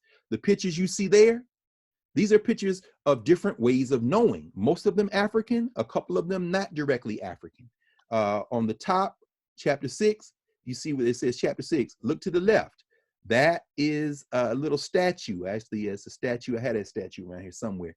The person on the lower part, that's a scribe from ancient Egypt with his legs crossed, his scroll in front of him. He's writing, reading and writing. The baboon is on a pedestal above him. Why? Because the Egyptians looked at baboons as highly intelligent creatures who greeted the sun every morning. That's a solar disk on the baboon's head. And they said they used that as one of their symbols of intelligence. Now go all the way across to the other side at the top. You see a human being with his hands up toward the sun, and you see 3 baboons with their hands up toward the sun. That is on a temple in Egypt. Now, when we go back, we won't be going this August because of this damn virus, but we will go back. When we go back to Egypt, hopefully summer of 2020, those who want to go with us, we're going to go to many places where you see these baboons on the wall, none more spectacularly than the temple of Abu Simbel, which is about 20 kilometers from the border of the Sudan, the temple of Ramses II and Nefertari, and you see these baboons. So I put those up there for the principle that Africans have always valued intelligence, and also for the fact that when you call somebody a monkey, that used to be a compliment. But now, of course, because of racism, the idea that monkeys are somehow, black people, oh, you're a monkey. Wow, everybody slow down. If you recover that intellectual genealogy, you understand that the baboon, the monkey is often seen, or in the case of Eshu, is seen as the holder of the divine intelligence. So, very quickly, the 3 sections. Number 1, guidance, not dictation from African spiritual observances. Example, curative methods, passive and active. What does that mean? Soyinka is saying you don't have to now go back and become an Egyptian priest. You don't have to go back and become an Orisha devotee or say that I'm going to get initiated in Ifa, I'm going to get initiated in Payo, I'm going to get initiated in Santeria or Mokumba or Karamble. No, but the more you know about it, the more you can use it for your benefit. For example, one of the Orisha in Yoruba, in Ifa, talks about what herbs and medicines to use to help you improve your health. That's the cover of a book called Walking Over Medicine. The name of that book was named for a sister who was being interviewed. This is an African born in the United States. And, you know, I'm sure with this pandemic, a lot of y'all been getting this from elders in your family, or some of y'all probably know it yourselves. You know, eat this, take this herb, redo your diet. People are going back to their gardens now. The sister being interviewed for this book said to the author, you know, y'all always going to the pharmacist, you going to the doctor. When you leave your house, you walking over medicine. Meaning what? You walking on the very plants, but you think it's all in the pharmacy. It's not all in the pharmacy. Now, of course, the reason he says guidance and dictation, let's think about it in terms of the pandemic. Okay, everybody mute. Make sure you mute. We're in a pandemic where we need a cure. And some of y'all, you know, scientists, eventually you'll be helping with these kind of things. There's a brother at Meharry who is an epidemiologist. The president of Meharry right now is an epidemiologist as well. And one of the guys on the faculty down there who worked on the Zika virus in West Central Africa, I read an article last week. In fact, I shared it with current president of Howard University, Dr. Frederick. I said, I don't know if you saw this. And he told me, he said, yeah, I know the president of Meharry. He's an epidemiologist. He was at John Hopkins. I said, yeah, that's why I thought maybe you could help me understand if this is legit. He said, yeah, they're working on it. This guy is saying if he's lucky, he might be a few weeks out for a trial phase to submit to the FDA to have a possible vaccine that could put a dent in this thing. But the whole point is that he's not doing that like George Washington Carver, for example. He's not going out with the plants. He's not combining plants. You know, he's in his laboratory. But that doesn't negate also the power of natural remedies. It's just saying, oh, this is what Soyinka is saying. He's not dictating which one to do. In fact, what he's saying is tap into your knowledge so you can have all of it when you go into your laboratory. Very important. The next section, Odu Ifa, he talks about that in this book a lot. How do Africans make sense of and participate in international developments? Part of the way they did it was tapping into these ways of knowing. So Odu Ifa related terms and concepts. He talks about the Orisha, which could be like the invisible principles that are all around us in the Orisha way of looking. The Egungun, as you all know, I'm butchering the Yoruba language. For those of you Yoruba speakers, please forgive me. But Egungun, we know, is one of the words for ancestors. These are the people who have passed on, who are there in front of us.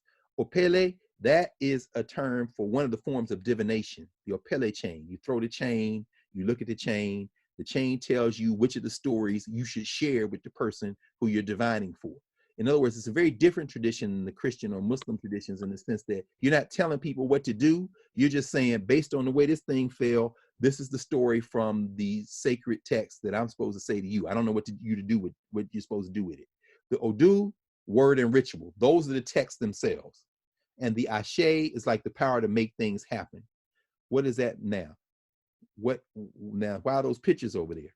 Go through them very quickly. I started walking over medicine. Look to the left. That is a picture of, and I couldn't find the pictures I took when I was down there in 2005. So I just lifted this one off the internet. Those are pictures of female Orisha. So y'all know Yemiya, Oshun, figures like that. They are in, the people in Salvador, Bahia in Brazil, they've crafted these into these huge statues that are also water fountains. So that's a picture from a bit of a inlet from a river, from the ocean eventually, in Salvador, Bahia, where they are now part of the culture of Brazil. Brazil is a very African culture. And it is, you wouldn't know it's an African culture by looking at the color of the people, because Brazil has people from all over the world, just like the Western Hemisphere generally. But the culture has been informed by these Odu Ifa related terms and concepts. That is Jacob Olapuna's book, City of 201 Gods. He's talking about Ile Ife, which those of you Nigerian know. That is one of the, if not the most sacred towns in the Odu Ifa, in the Yoruba spiritual kind of universe, way of knowing universe. And I'll mention why he named it City of 201 Gods, because the idea is that whatever created this reality we're in that we're part of and will always be part of, even after we die and turn into whatever we turn into and our bodies go back to whatever, the reality. It ain't Thanos, it ain't Iron Man, but whatever it is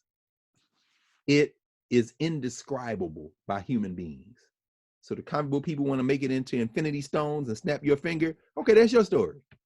Now, the Yoruba people say, okay, Olodumare created everything, and then everything that exists has already been here, and we just start naming stuff based on the properties it has. Okay. Then the Christians come along and say, God created everything, then God had a son, God's son died, came back to life, we just passed Easter, and then once a month, we want y'all to eat this bread and say that this turns into his body and it's trim. Okay, that's your way. And that's why I put the picture of the kid there getting communion. The problem comes in, I'm sorry, let me finish. So for the Yoruba people, they would say, we know that. We know there's no way to understand reality. In fact, in the Odu Ifa, they would say the globe we live on, the globe is a microcosm of everything that exists in reality. So they would say in some ways, the world is a shrine to everything that exists.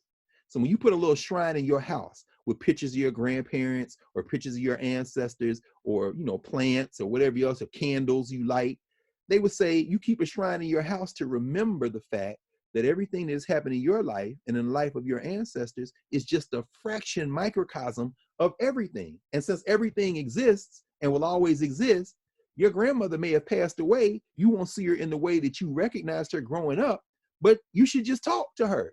Can she hear? Can she not hear? We don't know, but why wouldn't you talk? Why? Because you don't know what it is. Some people say, okay, I missed that car accident. That was Jesus. Some people say, I missed that car accident. That was Pop Pop.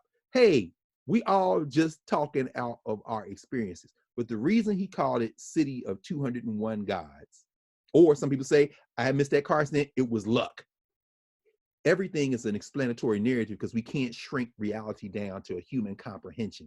And the reason that he named it City of 201 Gods is because Jacob Olupona says, whatever the number that you end up with in terms of trying to name these various manifestations of the divinity, they always add the one because the one represents the fact that ain't none of these, all these numbers are kind of arbitrary. There's always, whatever you get to, you say, that's it. That's it. That's it in the whole of existence. That's right. Okay, let me do this. What? I'm going to add one. What are you doing? Because you can't get to the end of existence. I'm adding the one to remind you, no matter how many you come up with, there's always more that you don't know. And that's why I mentioned you all, some of y'all, you've ever been in class with me and it was Friday the 13th. I would always say, see how the social structure turned 13 into a bad number? 12 is a number of completion in many systems. 13 represents that one, meaning what? That's the unknowable. Any of you all who are cooks, you probably heard the term a baker's dozen. A baker's dozen means you've made your 12 muffins, and then whatever's left over, you get to eat. Who is you? The baker. In other words, the 13th piece, that's the piece for the one that made the other 12. You can never know. That one for the Yoruba represent the maker. You can't know the number. You just naming numbers. And of course, that other picture you see there is from Mecca, the whole Kaaba, the whole idea of the rituals. So I just put a Christian and Islamic picture there to remind us of what Soyinka is saying in chapter 6, is that all these things are just suggestions, ways of guidance, and that Africans have ways of guidance that are very valuable, that are most valuable to them, to us, and that should be shared with everyone. And what you shouldn't do, this is where we get into it. And that last bullet, by the way, access the full richness of Africa's literary wealth, curative, walking over medicine, fortifying, faith traditions, spiritual traditions, combative, malevolent uses. In other words, sometimes combative and malevolent uses happen, meaning what? Christians, European Christianity comes to Africa, they see the Yorubas and they say, you people are heathens. We're combative against this. We don't like this. And then the Africans say, we're heathens. We're not heathens. Then they say, okay, yes, you are, but guess what? We can't convince you. Give us your children. They take the children to Christian school. Now the children come back and say, y'all witches. We're against y'all. Any of y'all, you get lost in a wormhole going on YouTube, type in Nollywood and see every one of these Nollywood movies ever made where you got priests, you got witches, you got Jesus. It's like Tyler Perry movies, except they got the African spiritual traditions in them. So then you like, you say, what are y'all doing? We're fighting. And what Soyinka is saying, stop fighting. Don't look at these things as good or bad on principle. Look at them as resources for ways to help you guide the way we move through the world. But what ends up happening is anything the Africans created gets put in this category of witchcraft. And then, of course, in the diaspora, we know, for example, I'll give you one quick example from the diaspora. When people talk about stepping on cracks or splitting poles being bad luck, that's true in many African ways of knowing, because Africans, many of the ways of knowing, Kikongo, Yoruba, say that when you are at a crossroads, that's where Eshu lives, you got to pick a side, but you can't split. You've got to go one way or the other way, but you can't split yourself. So if you're with somebody and y'all are connected, y'all walking together, and then you split a pole, somebody got to go back around. Meaning what? You shouldn't split yourself, because Eshu won't let you split. You can't go both ways. You got to pick a way. That's where that comes from.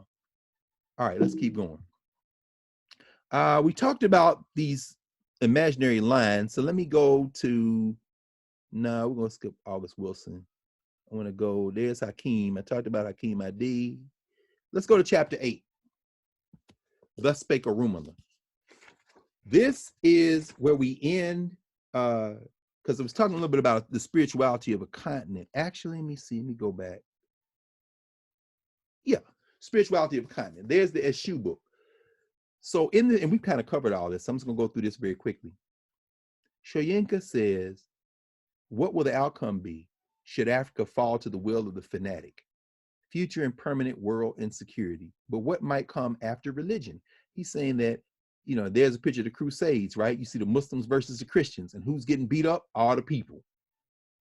So he's saying, once we get past this notion that my religion is right, your religion is wrong, and the wars that come after it, Africa has a chance not to fall to the will of the fanatic.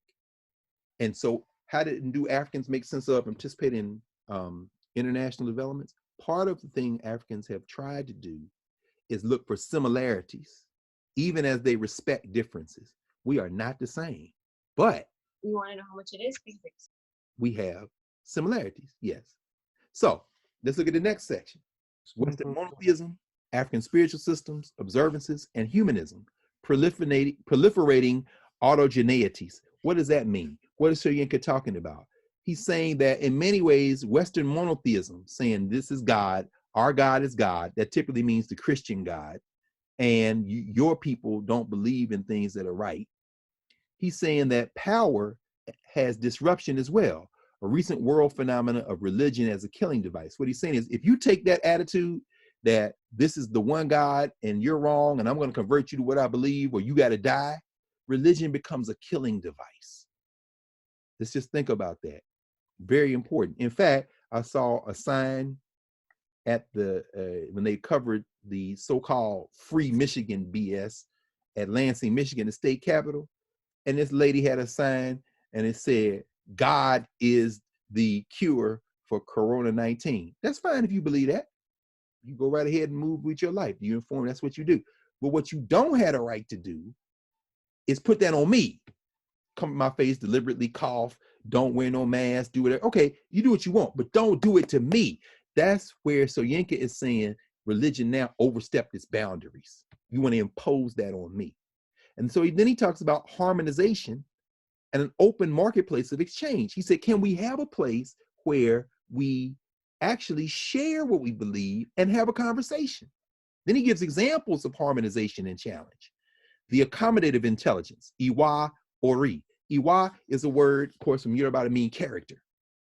In fact, I love this passage from I wish I could find it. I got an Odu E5, I got a couple of them, but I won't take time to look now.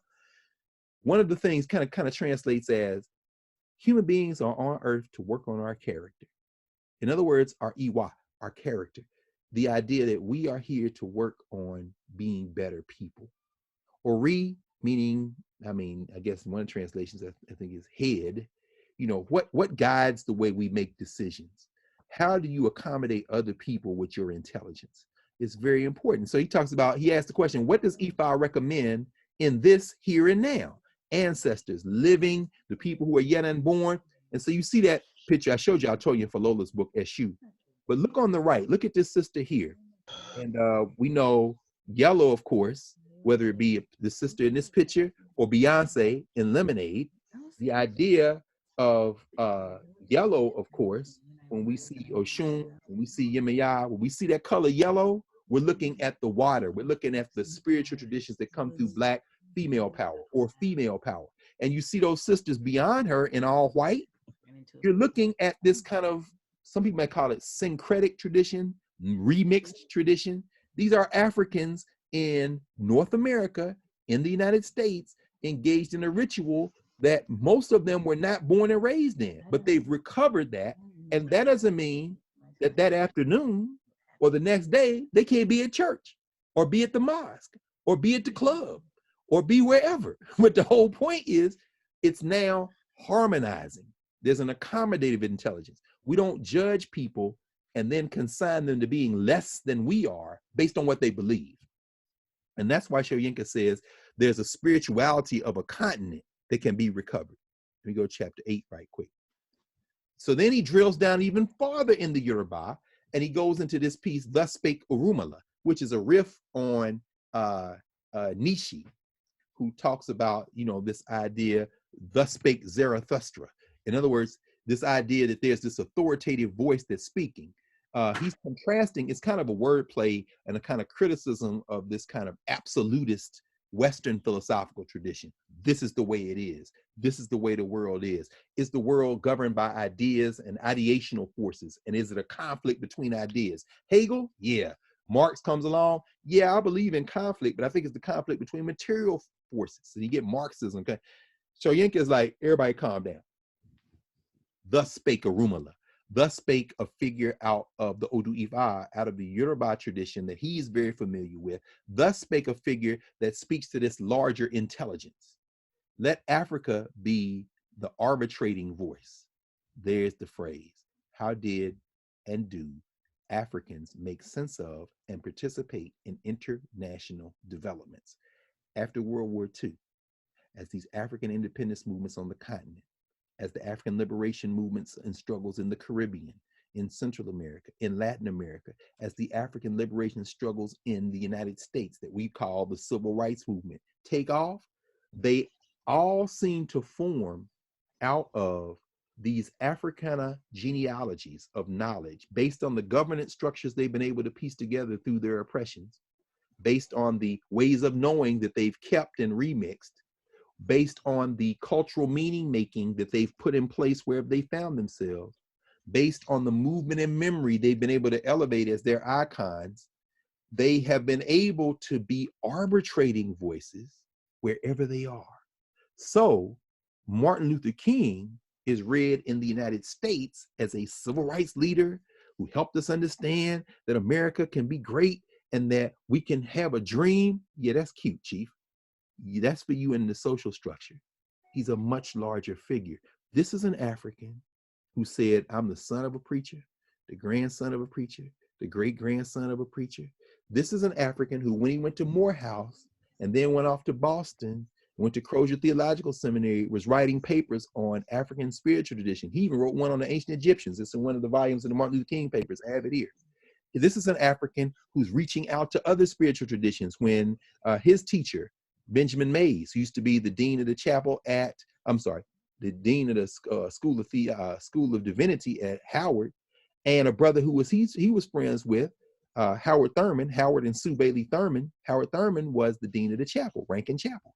This is a brother, these two brothers and their wives, Sadie Mays, Kay Bailey Thurman, introduced Martin Luther King's generation to Mahatma Gandhi. So Gandhi, who has problems as a racist in South Africa, you know, he took his statue down at the University of Ghana, real problems in India as well with the so-called Dalits, the so-called untouchables, the Black Indians. But his philosophy is one that Dr. King learns from, combines with what he knew before from his own family bloodline, from his studies, and King becomes an arbitrating voice. In other words, King introduces into the American political system the Africana way that Cedric Robinson is talking about in chapter 4 and chapter 5, so-called Afro-Christianity. Remember, he talks about that. It's not imitative, it's original. It's tapping into those pre-existing ways of knowing. Page 96 and 97 of Black Movements in America. Arbitrating voices. So very quickly, in conclusion, for framing question 5, and by the way, you can look in your map book for some of the historical events that I've been talking about, and you can kind of see those in those sections we talked about, particularly Unit 9. And very quickly in chapter 8, what Soyinka then outlines in terms of Africa as arbitrating voice, or Africana ways of knowing as arbitrating ways of knowing, the search for extracts, no more or less immutable truth than any other derivative absolutes. Meaning what? There is no immutable truth. I'm just extracting these lessons from these genealogies I have and offering them to the world. Cultural relativism or respect is only the beginning of the search. In other words, just to say everybody got an opinion doesn't mean everybody's opinion is of equal value. That's just the beginning. Then you talk it out. For example, those pictures, that one on the top right, those twins, that's a phrase you often see in West Africa, particularly among the Yoruba, Ibeji, twins. When people have twins, it isn't always seen as a good thing. Sometimes they throw the twins in the woods or throw one in the woods or look at that as a symbol of spiritual power that they can't control. That's not a good thing. But it's complex. I mean, I'm really reducing Ibeji to a very uncomplex discussion of it, or mention of it, not discussion at all. But the point Soyinka is making is some of these things need to be rethought and dealt with. And so cultural relativism, saying that everybody got their relative culture, or respect, meaning we respect your cultural tradition because it's yours, that's just the beginning of the search. Then we had a conversation. Then he asked the question, when is promoting external intervention proper? You see the picture of the sister there, I think it might be Afghanistan, where they voted, and she's got her red thumb, because once you vote, they put your thumb in the die to indicate that you voted. And then it's like, wow, okay, you voted, that's beautiful. The whole point is that in that instance, this isn't, you know, everybody should vote, yes. What are the circumstances? Well, what's your culture? Well, we don't care about your culture. Careful. External intervention might be proper in some cases, might not be proper, but your first thing you gotta do is find out where you are. You can't just come in and tell people what to do based on the fact you think what you're doing is better. That's how you end up with the United States. People say slavery is the original sin of the United States. That, of course, is not true, because there were millions of human beings here when the Europeans came. And it is the assault on the First Nations people, the aboriginals of this land, the people that are referred to as Native Americans. That's the original sin. So the idea then that people say, well, we built this country. Yeah, but what was here before? I didn't think about that. Then slow down, because that's a form of external intervention, even though it was involuntary, that we should be thinking about and thinking through differently, especially now that we've arrived at a moment when there's a very real possibility that this country is now going to come apart. I'll be talking about that all the time. The idea that this country will eventually dissolve because it's many different nations in it. Who would think that with this virus, we would reach this stage in this semester when you would see California saying, we're going to make a deal with China on our own, or getting together with Washington and Oregon, and on the East Coast, New York getting together with Pennsylvania and them saying, we're going to do some things on our own. And then the old Confederacy decides, not South Carolina, Florida, and Georgia, we're going to reopen our states. Y'all might live to see this. And I didn't think I would live to see it, but I might live to see it too. Especially because I ain't about to be able to get them to make cough on me. I'm gonna be sitting up in this house with these books and eating whatever, cheese sandwiches and graham crackers. But anyway, let's go to the next one. What do we owe younger generations? He's speaking to y'all now. Education. Separation of religion from education? That's a tough one. That's a tough one. What about the contributions from the soul of Africa? That's what we're trying to do in this class. We can't do any of it, really. All we can do is introduce you to it and engage you in the texts, and then feeling the need to depolarize cultural combatants. That's when he goes finally into this idea of the communication and lives of the luminaries. In other words, let's depolarize. That's where that picture is at the bottom. I'm going to end with this. He uses the example in chapter 8, and you see there you got Buddha, you got Muhammad, you got Poseidon, you got the Christians, you got the Jews. All these are stereotypes fighting it out in this play that was in Scandinavia. And it's basically a parody of all organized religions. Soyinka doesn't have a problem with the parody. He said there should be a parody. But he said they canceled the opera because the Muslims was like, there should be no depictions of the Prophet Muhammad. So you got Muslims who say, no, you shouldn't be showing Muhammad. But Soyinka's thing is, no, everybody can get it. You should have kept it up. He said the only problem he had, you see the green guy there, that's basically Aquaman, right? Poseidon. But here's the crazy thing, that trident he has in his hand, that trident, if you see that symbol, that fork at the top, that can also double in Brazil as a symbol of Olorun, not Olorun, Olokun. Olokun is a Yoruba Orisha. And in fact, there's a very famous Brazilian musical organization, also social organization, band, but not really. It's like a social organization. It also has a band called Olodum for Olodumare. That is their symbol. In fact, if you want to see a little gloss on it, you catch a quick glimpse of it, go to the version of Michael Jackson's They Don't Care. All I'm here to say is that they don't really care about us. Look for the video that he shot in Brazil. Because Michael Jackson, in addition to other things, a big book collector and reader of Black history. When you see that video, you'll see him dancing through the streets of Brazil. That band that is with him, Olodum, is tied into that Yoruba gloss through Candomblé and Santeria, really Candomblé, in Brazil. But at any rate, Soyinka's point in this is, finally, he's saying, I don't have any problem with critiquing religion or satire of religion if the point is to try to improve us and put it in dialogue and everybody can get it. So don't be so heated, Muslims. Everybody relax. But he said, my problem is they don't think that the African spiritual traditions, the African ways of knowing, are heavy enough, even though they're older than all these. They don't think that they're heavy enough to make fun of. So it's very interesting because he's saying there should, where is Eshu? Eshu should be on that stage. Oh, y'all don't even know about Eshu. Or if you do, you think, well, he ain't as big as Buddha or Jesus or Muhammad. No, that's not right. You got the Greeks up there. Where's the Egyptian? Well, the Egyptian now. No, the Egyptian's older than all of y'all. Let's be clear. Which is why I'm kind of encouraged to see Black Panther, kind of tap into the Egyptian, because that's the way it does in the comic books. But I'm going to pause there on the, if I can get out of the, yeah, I'm trying to get out. Okay, realizing it's 11:50 because I want to do a couple of things. I'm going to do this right quick for housekeeping because I'm recording this for those of you who came in after. The last framing question that you can do for additional credit, framing question 6, what organizations, ideologies, and leaders did Africans create and engage in the 20th century to promote and advance their liberation? That takes us back to Cedric Robinson, chapter 6. Also finishes the units in the Atlas, maps 9 and 11. This is a picture of Mike Brown and Leslie McSpadden. That's the brother with the Mike Brown tie there. That's Mike Brown Sr. That's Miss McSpadden, who's been to Howard several times. In fact, I met her first time over to law school. She came to speak.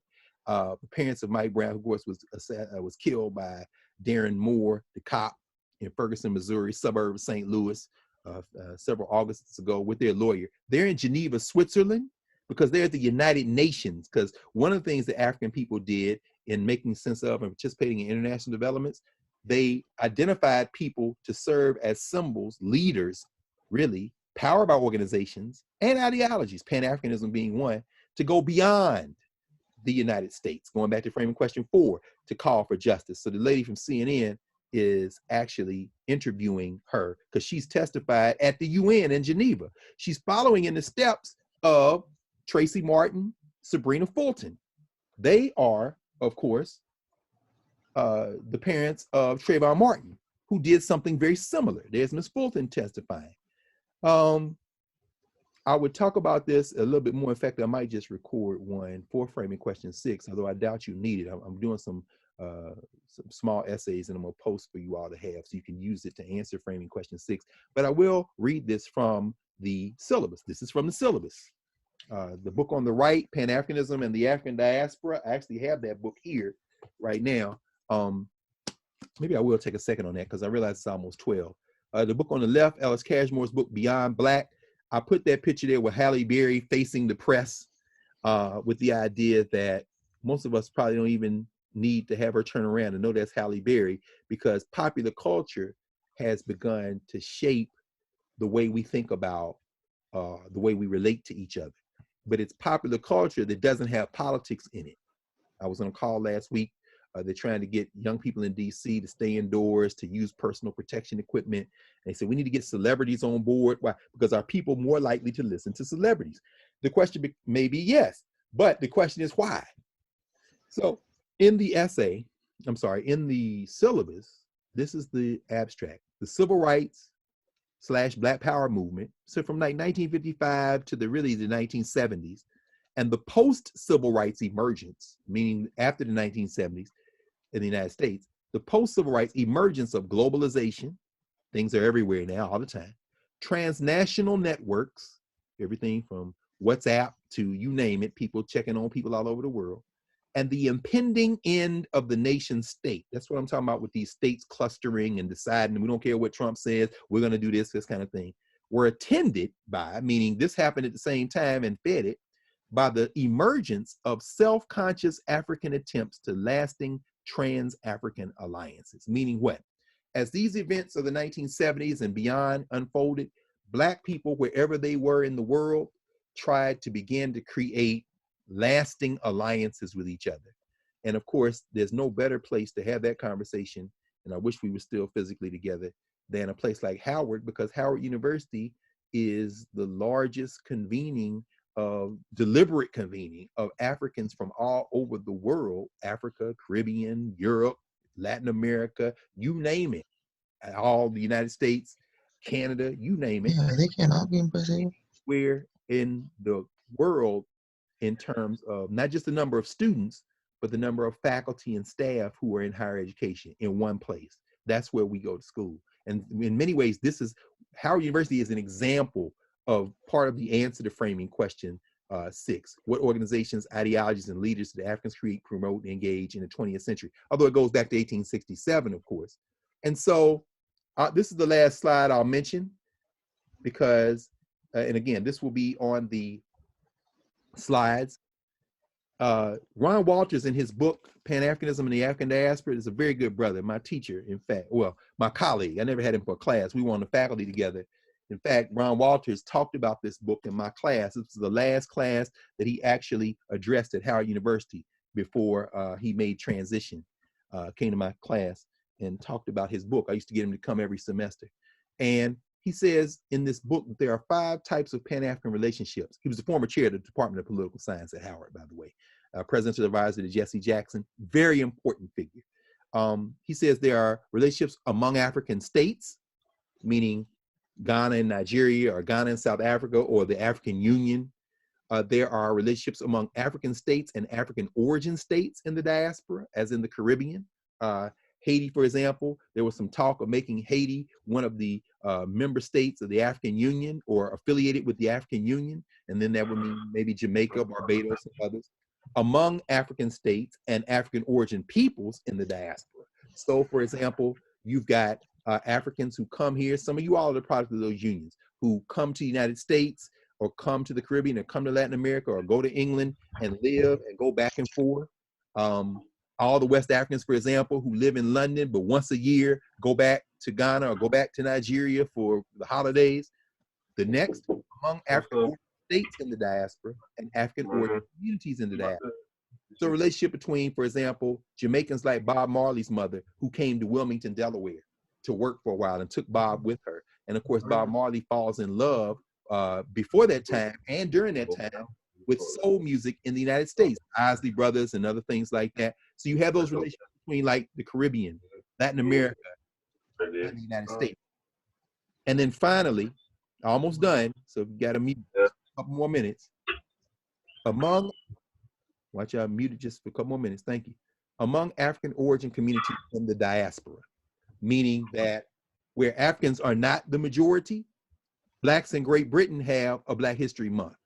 in part inspired by the Blacks of the United States who have Black History Month.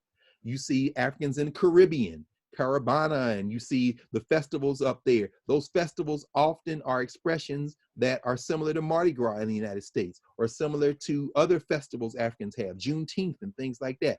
These are relationships that Ron Walters is tying into, and then he talks about how these things then form into a political kind of formation. I'm going to end there, come back for a second, and go over the last point so we can be clear about where we are. Let me stop share. Okay, here we are. Very quickly.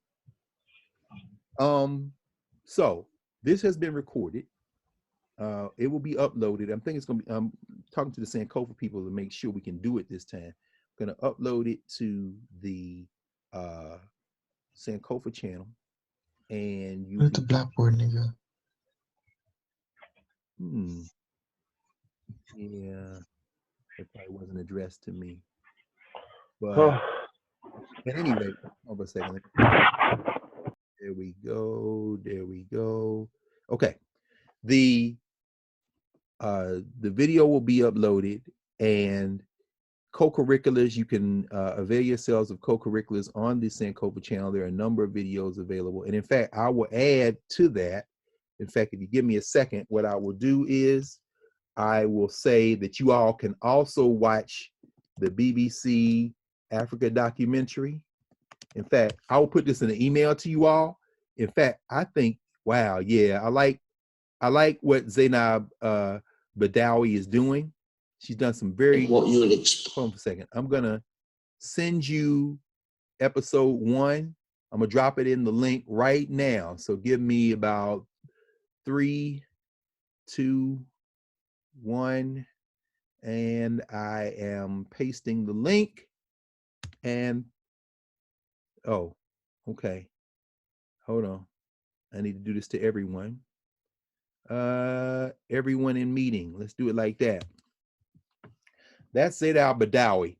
You all can use her history of Africa, any of those episodes, for co-curriculars as well. So I'm going to say this once very quickly. It's 11:59, so we can do this very quickly. All right. Working backward. The final exam, April 30 is still the date, but the exam will be a take-home exam. The way that I'm projecting it right now, we will release that exam prior to the 30th, and it will be due on the 30th. So we'll talk more about this on Thursday, because I'm actually going to have another session. Send an email on this as well. 10 to 12 here. We're going to do a review session and clean up any of our housekeeping business. So you'll get the review sheet. We'll go through the review sheet from 10 to 12 on this Thursday, day after tomorrow. The final exam, still the 30th for everyone, including graduating seniors. I know y'all got the memo from the provost on that. Now the graduating senior grades, all that stuff will be due the same time as everybody else's. So we'll all do the exam. The 30th will be the date, but we will most of the exam will be a take-home essay format exam. So you'll have many days to do that. We just got to figure that out. I'll know for certain by Thursday when you will have that. Really, the goal is to have you have it a week in advance. It gives you plenty of time.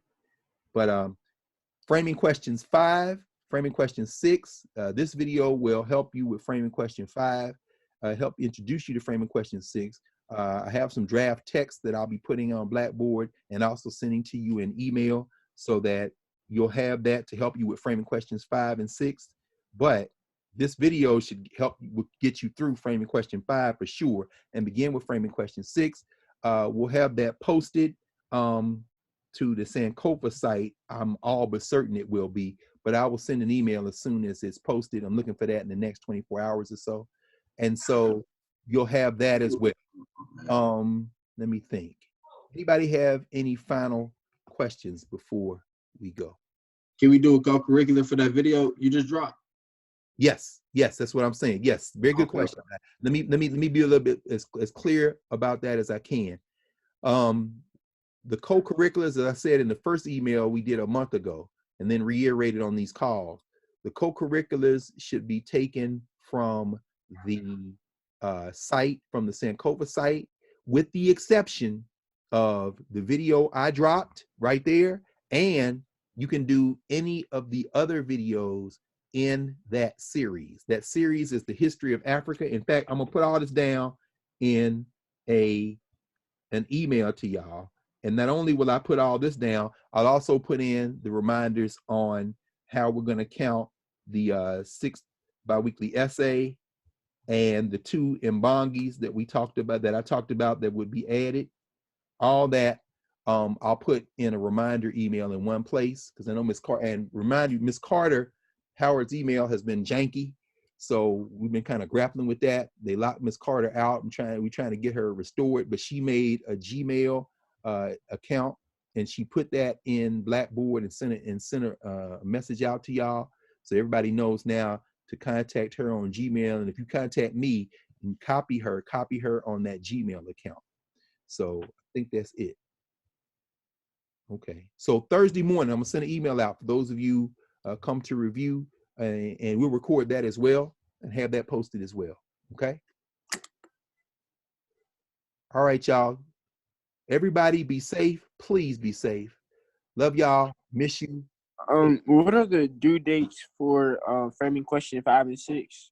Very good. Thank you, Stephen. I did say that, and that'll be the last thing we mention. The exam, the due date will be the 30th. Whenever we get it to you all, the 30th will be the due date. The following day, May the 1st, by midnight the 1st, I think that's a Friday midnight, that's when framing questions 5 or 6 will be due. So Okay. you have them to the day after. Thank you, brother. I appreciate you for that. Okay, everybody. So I'll see everybody Thursday morning. Y'all be safe.